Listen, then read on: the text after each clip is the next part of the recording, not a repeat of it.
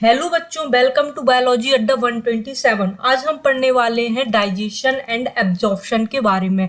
Digestion किसका होता है? डाइजेशन फूड का होता है। और हमें फूड की क्या नीड है? यदि हमें ग्रो करना है, बहुत सारे काम करना है, पढ़ाई करनी है, तो उसके लिए हमें एक एनर्जी की नीड होती है और एनर्जी हमें फूड से मिलती है। अब फूड से क्यों मिलती है? क्योंकि फूड एक सोर्स है। किसका सोर्स है? कार्बोहाइड्रेट का, प्रोटीन का और फैट का। These are major component of food. And इसके साथ ही हमें विटामिन एंड मिनरल्स की भी नीड होती है, क्योंकि ये एंजाइम्स के लिए एज अ को फैक्टर वर्क करते हैं। इनकी हमें स्मॉल क्वांटिटीज में नीड होती है, इसलिए इन्हें हम माइनर कंपोनेंट्स ऑफ फूड भी कहते हैं।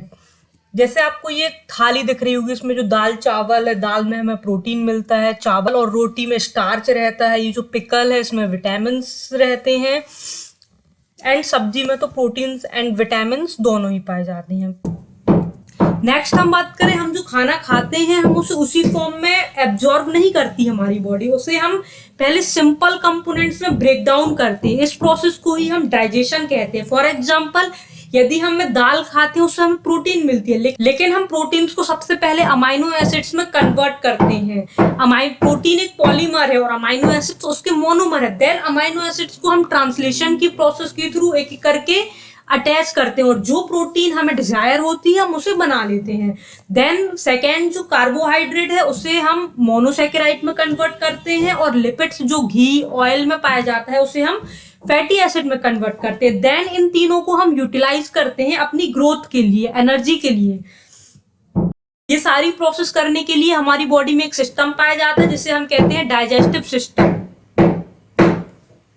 डाइजेस्टिव सिस्टम टू पार्ट से मिलकर बना होता है। फर्स्ट है एलिमेंट्री कैनाल एंड सेकेंड है एसोसिएटेड ग्लैंड्स। यदि हम एलिमेंट्री कैनाल की बात करें तो ये देखिए, माउथ से स्टार्ट होती है और एनस में खत्म होती है।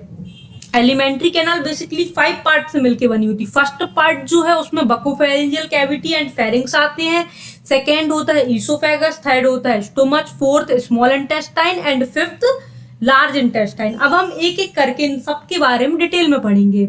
फर्स्ट हम बात करेंगे बकोफेरेंजियल कैविटी के बारे में। बकोफेरेंजियल कैविटी 2 पार्ट से मिलकर बनती है। First buccal cavity and second pharynx. जो बकल कैविटी है वो 3 पार्ट से मिलकर बनी होती है, palate, tongue and teeth. Buccal cavity का रूफ बनाता है। टंग से यदि आप टच करेंगे तो जो अपर सरफेस है वो आपको हार्ड दिखेगा, इसे हम हार्ड पैलेट कहते हैं। और पीछे का जो पार्ट है वो सॉफ्ट रहता है, जैसे हम सॉफ्ट कैप पैलेट कहते हैं। अब जो हार्ड पैलेट है उसमें कुछ रिजिड पाए जाते हैं जिन्हें हम पैलेंटाइन रुगे कहते हैं। फिर ये कार्निवोरस में ज्यादा डेवलप होते हैं। जब वो अपने शिकार को मुंह में दबोचते हैं तो ये ग्रिप बनाते हैं, एक पकड़ बनाते हैं। हम में ये कम डेवलप होते हैं। जो पीछे का पार्ट होता है उसमें एक प्रोजेक्शन पाया जाता है जिसे हम यूवुला कहते हैं। जब हम खाना निगलते हैं बच्चों तो क्या होता है, वो हमारा खाना वापस से नाक में ना जाए, इसके लिए जो यूवुला है वो इंटरनल जो नोस्ट्रिल है उसको बंद कर देता है, जिससे खाना सीधे फेरिंग्स से होता हुआ हमारे ऊसोफेगस में जाए। बकल कैविटी का रूफ पैलेट बनाता है एंड जो फ्लोर है वो टंग बनाती है। और थर्ड पार्ट होता है हमारा टीथ। जो टंग होती है वो एक मस्कुलर और सेंसरी स्ट्रक्चर होती है, जैसे आपको डायग्राम में दिख रहा होगा। इसका जो ऊपर वाला पार्ट है इसको हम फेरिंजियल पोर्शन कहते हैं और जो नीचे वाला पार्ट होता है उसे हम ओरल पोर्शन कहते हैं। अब ये जो है टंग जो है वो स्केलेटल मसल से बना होता है। यदि ये स्मूथ मसल से बना होता तो हम इसे रोटेट नहीं कर पाते। बच्चों, टंग जो है वो बकल कैविटी के फ्लोर से एक मेम्ब्रेन लाइक स्ट्रक्चर से अटैच रहती है जिसे हम लिंगुअल फ्रेनम कहते हैं। ये आपको इमेज में दिख रहा होगा। टंग पीछे साइड से हायोइड बोन से अटैच रहती है। इसके साथ ही टंग की सरफेस पर म्यूकस मेम्ब्रेन के काफी सारे प्रोजेक्शंस पाए जाते हैं जिन्हें हम क्या कहते हैं बच्चों? पैपिले। पैपिले के अंदर टेस्ट बड होते हैं और टेस्ट बड में टेस्ट रिसेप्टर्स होते हैं, जिससे जो भी हम खाते हैं उसका हमें टेस्ट आता है कि वो खट्टा है, मीठा है, कड़वा है, तीखा है, कैसा है। अब हम इन्हीं के बारे में पढ़ेंगे। जो पैपिले हैं वो 4 टाइप्स की होती है। फर्स्ट है circumvallate, second fungiform, third foliate and fourth है फिलीफॉर्म। जो सरकमवैलेट पैपिले हैं ये सबसे लार्जेस्ट साइज की होती है और हर एक पैपिले में 100 से 300 टेस्ट बड्स पाई जाती हैं। जो फंजीफॉर्म पैपिले होते हैं ये मशरूम शेप की होती है, इसलिए इन्हें फंजीफॉर्म कहते हैं। जो फॉलिएट पैपिले होती हैं ये बच्चों में पाई जाती हैं, जैसे जैसे हम बड़े होते हैं ये डिजेनरेट होती हैं। इन तीनों टाइप की पैपिले में टेस्ट रिसेप्टर्स पाए जाते हैं, लेकिन जो फिलीफॉर्म पैपिले हैं ये इकलौती पैपिले हैं जिनमें टेस्ट बड्स नहीं पाई जाती हैं। तो फिर इनका क्या काम है? ये टंग में रफ सरफेस प्रोवाइड करती हैं, जिससे हम जो खाना खाते हैं फूड एंड टंग के बीच में ग्रिप बनी रहे। ये कार्निवोरस में ज्यादा डेवलप होती है ह्यूमंस के कंपैरिजन में। यदि आप उनकी टंग को देखेंगे तो बहुत रफ होती है। नेक्स्ट हम देखेंगे टीथ के बारे में। ह्यूमन में जो डेंटिशन होता है वो 3 टाइप्स का होता है। फर्स्ट है थीकोडोंट, सेकेंड डायफायोडोंट एंड थर्ड है हेटेरोडोंट। अब हम एक एक करके इन तीनों के बारे में समझेंगे। जो हमारे टीथ है वो जॉ बोन के सॉकेट में एम्बेडेड रहते हैं। ये आपको पिंक स्ट्रक्चर दिख रही है, ये एक सॉकेट है और ये जो टीथ है ये इसके अंदर धसे हुए रहते हैं। इस टाइप के अटैचमेंट को हम थीकोडोंट अटैचमेंट कहते हैं। इसके साथ ही जो एक एडल्ट ह्यूमन होता है उसमें 32 टीथ पाए जाते हैं। अब ये 32 टीथ एक जैसे नहीं होते, ये 4 डिफरेंट टाइप्स के होते हैं। इस टाइप के डेंटिशन को हम हेटेरोडोंट डेंटिशन कहते हैं। हेटेरो मतलब डिफरेंट टाइप के, डोंट मतलब टीथ। फर्स्ट है incisor, second canine, third premolar and fourth molars. जो इंसाइजर टीथ है ये बेसिकली बाइट करने के लिए यूज होते हैं। बच्चों में सबसे पहले जो टीथ आते हैं मिल्क टीथ वो इंसाइजर ही होते हैं। देन जो हमारे कैनाइन टीथ है ये कार्निवोरस में ज्यादा डेवलप होते हैं। जो प्रीमोलर टीथ है ये देखिए 4th और 5th नंबर की जो टीथ है ये प्रीमोलर है। ये बेसिकली फूड को बाइट करने के बाद उसको क्रश करने के लिए यूज की जाते हैं। एंड 6th 7th 8th जो है वो मोलर टीथ है। इनका यूज भी हम फूड को ग्राइंड करने के लिए करते हैं। देन यदि हम डेंटल फॉर्मूला देखें एक एडल्ट ह्यूमन का जिसमें 32 परमानेंट टीथ होते हैं तो वो होता है 2 1 2 3।